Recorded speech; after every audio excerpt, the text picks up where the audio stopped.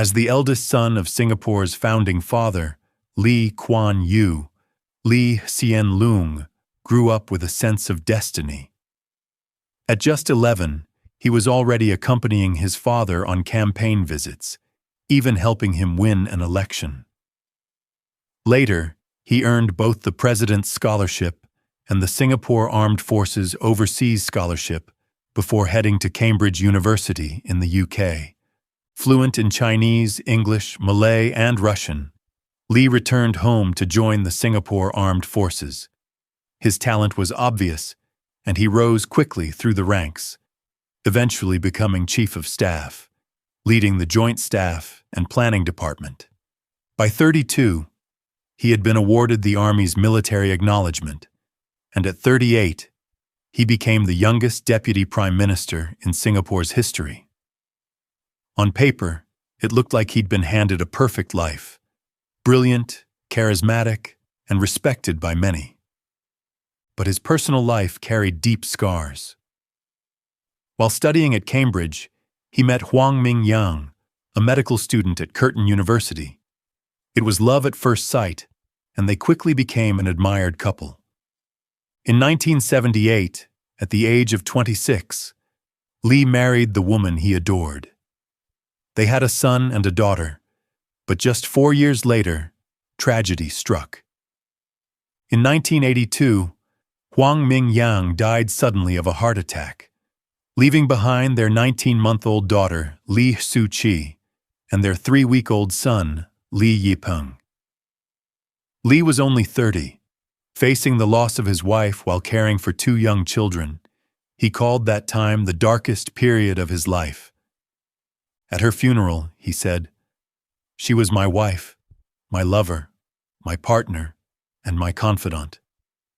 She loved me, cherished me, respected me, and comforted me. I tried to do the same for her. Now death has separated us, and we must learn to live without her." The pain didn't end there. His newborn son was diagnosed with leukemia, and later, autism. Even with the Lee family's resources, raising a sick child alone was daunting. He had to be both father and mother, with no clear map forward.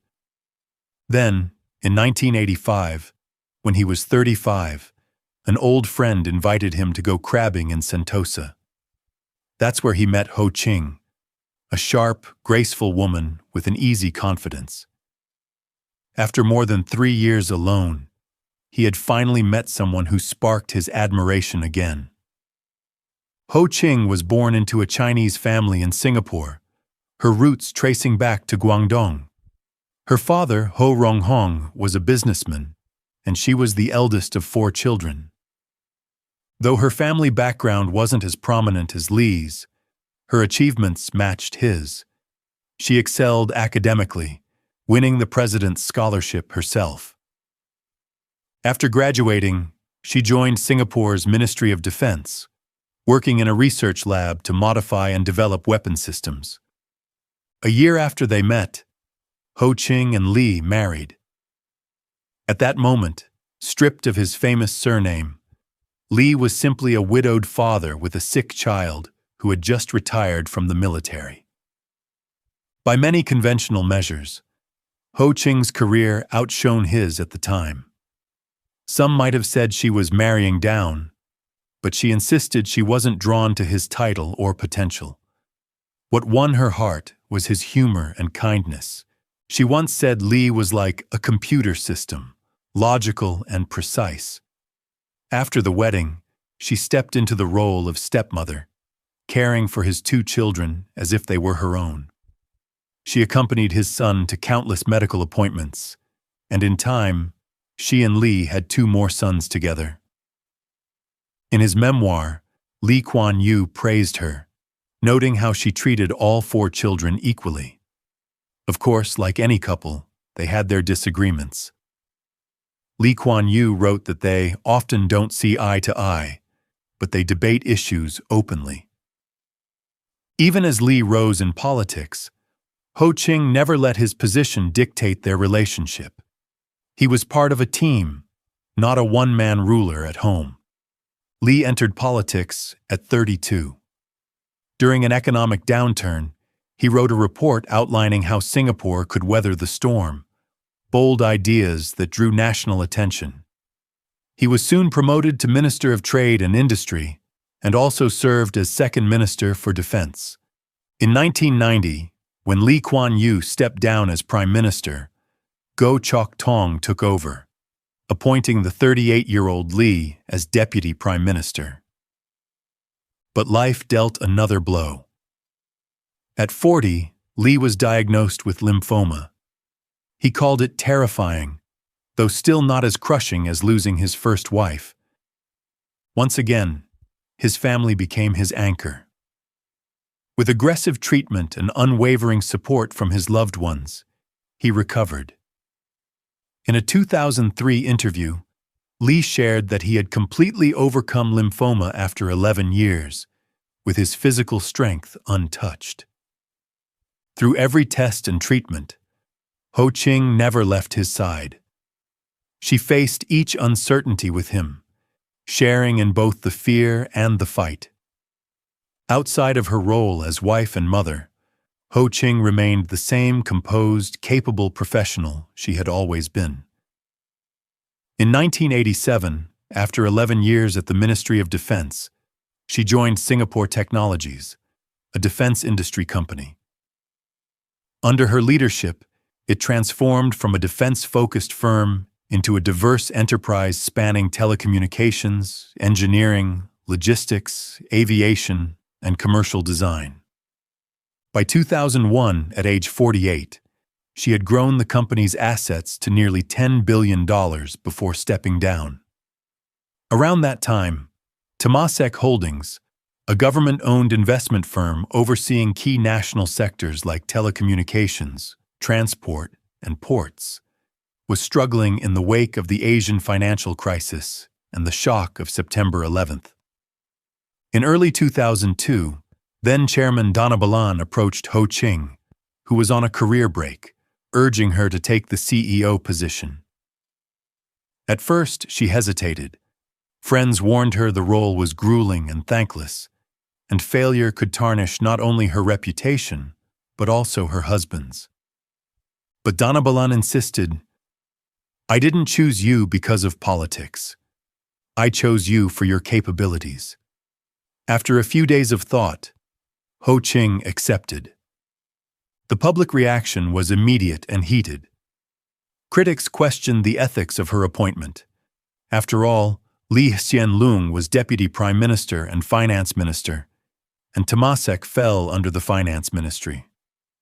Would a husband really hold his wife accountable? Ho Ching wasn't rattled. She later said the doubts were understandable, adding, "If I were in their shoes, I might wonder too." She addressed the concerns head-on, with honesty and poise.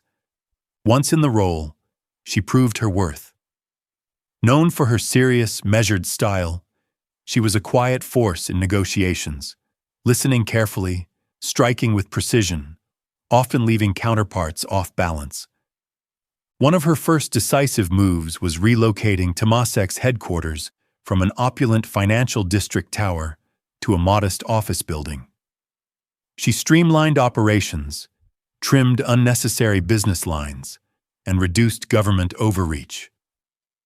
The changes shocked many, but the results spoke volumes. Within a year, Temasek posted profits of over 7.4 billion Singapore dollars, 30 times higher than the year before, earning the title of Asia's best investment firm. Her success silenced many skeptics. In 2004, a British economist accused her of leveraging family ties to gain power.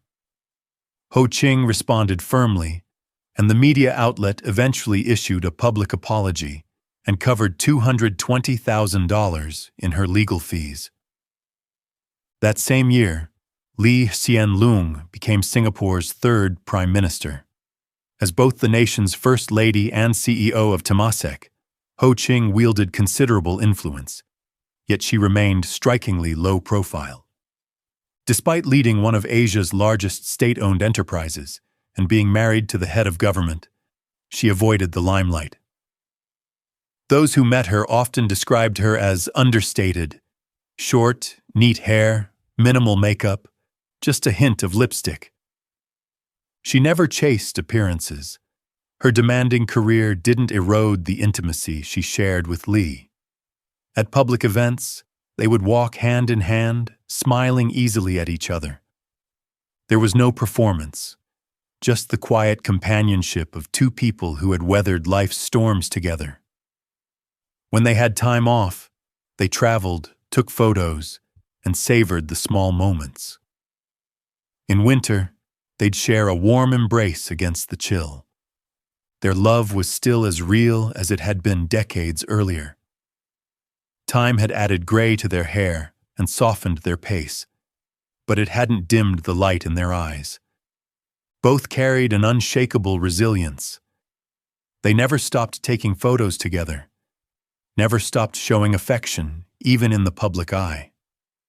Strip away the titles, and they were simply a couple who had loved each other for 37 years. In old age, perhaps the greatest victory is having someone who still loves not just your soul, but the smile in your eyes. Hsien Loong's life has been full of triumphs, but also deep trials. The loss of his first wife at 30, the challenge of raising a child with special needs, and an 11-year battle with cancer. Through it all, life gave him Ho Ching, not just a brilliant leader, but a partner who stood shoulder to shoulder with him through every storm. Nearly 4 decades later, their love remains calm, steadfast, and genuine, something the world still looks at with admiration.